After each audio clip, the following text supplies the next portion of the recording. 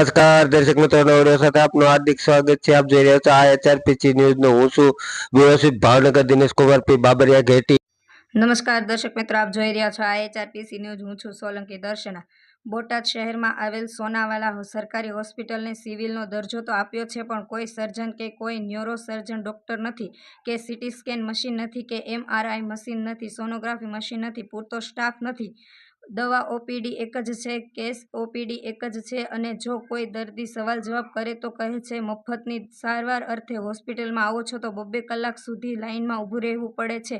આ તોછડા જવાબ આપે બોટાદ કલેક્ટર કચેરીએ આવેદનપત્ર આપી રજૂઆત કરવામાં આવી. રાષ્ટ્રીય પછાત એકતા મંચ અધ્યક્ષ, ગઢડા વિધાનસભા પૂર્વ ઉમેદવાર શ્રી મનજીભાઈ સોલંકી અને જયરામભાઈ તાવિયા, ઇમરાનભાઈ કળોગથરા, મિથિલાનંદ બાપુ, હરગોવિંદભાઈ સાબળિયા, સામતભાઈ જબેલિયા, ઝાકીરભાઈ સંઘી, વિઠ્ઠલભાઈ સાપરિયા, ઇમ્તિયાઝભાઈ સોહિલભાઈ, કેશવભાઈ મકવાણા, આરીફભાઈ ભાસ, કરિશ્માબેન ખટુંબરા સાથે સમગ્ર આવેદન દ્વારા કલેક્ટર સાહેબ શ્રીને આવેદનપત્ર આપવામાં આવ્યું હતું. રિપોર્ટર જીતેન્દ્ર સોલંકી, શિહોર. મારું નામ મનજીભાઈ સોલંકી, રાષ્ટ્રીય પછાત એકતા મંચ રાષ્ટ્રીય અધ્યક્ષ, ગઢડા વિધાનસભાના પૂર્વ ઉમેદવાર. કલેક્ટર ઓફિસે હું આવ્યા હો? કલેક્ટર ઓફિસે આજે આવવાનું કારણ છે કે મેં એક આવેદનપત્ર આપ્યું છે. બોટાદના ધારાસભ્ય મીડિયાના માધ્યમથી ગાંધીનગર બેઠા બેઠા એવું કહે છે કે બોટાદની જનતાને મેં 2000 કરોડનું બજેટ ફાળવ્યું છે. સારી વાત કહેવાય કે 2000 કરોડનું બજેટ જો ફાળવ્યું હોય તો બોટાદની આમ જનતાને એનો ઉપયોગ થવો જોઈએ. તો લોકોના આરોગ્ય માટે એ પૈસો વપરાય એવી અમારી માંગ છે કે ભાઈ બોટાદ સિવિલનો દરજ્જો આપ્યો, એમાં CT સ્કેન મશીન નથી, સોનોગ્રાફી થાય એવા મશીનો નથી, MRI મશીન નથી, ન્યુરો સર્જન નથી, MD કોઈ ડૉક્ટર નથી. સવારમાં ડૉક્ટર આવે તો 1 કલાક ખાલી સેવા આપીને વયા જાય છે. જે 11 મહિના પોતાની નોકરી અહીંયા જે ફરજિયાત જે કરવી પડે સરકારમાં, એવા લોકો ખાલી સેવા માટે આવે છે. એટલે અમારી માંગ એવી છે કલેક્ટરને કે ભાઈ આ જે સુખ સુવિધા જે માણસોને જોવી લોકોના આરોગ્ય માટે, એની તમામ જરૂર તમે પૂરી કરો એવી માંગ માટે અમે આવ્યા હતા. આજ અમારી માંગ છે કે જે તત્કાલ આ લોકોને ધ્યાનમાં આવે અને અમારી માંગ પૂરી કરે. જય ભારત, જય સંવિધાન. મારું નામ ખટુમરા કરિશ્મા, બોટાદ જિલ્લાના મહામંત્રી, રાષ્ટ્રીય પંચાયત એકતા મંચ. તમે આ કલેક્ટર ઓફિસે આવ્યા, કયા માટે આવ્યા? સોનાવાલા હોસ્પિટલ બોટાદ જિલ્લામાં જ્યાં દર્દીઓની માંગ છે કે સ્ટાફ હરખો જવાબ દેતો નથી, અને દવા બારીએ જ્યારે સ્ટાફ હરખો રહેતો નથી, 5-10 મિનિટ રહેશે ને પછી ગાયબ થઈ જાય છે.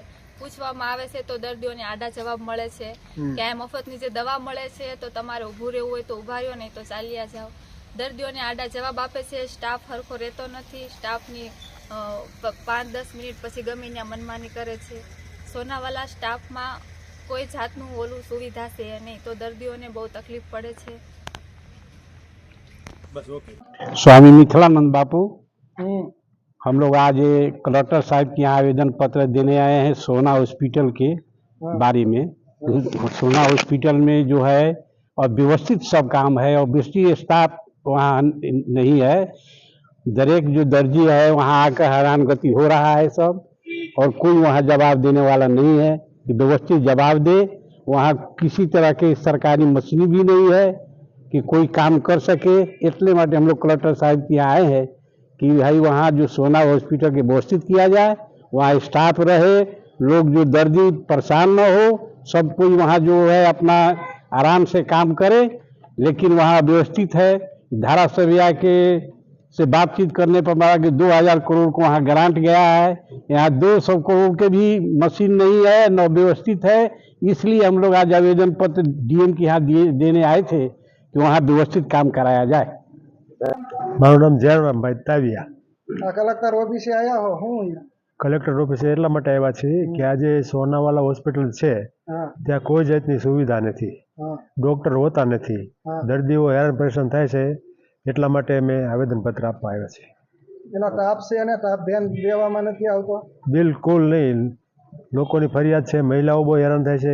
કોઈ જાતની સુવિધા કોઈ જાતની નથી, અને ડૉક્ટરે પણ ત્યાં હોતા નથી એવી ફરિયાદો આવે છે.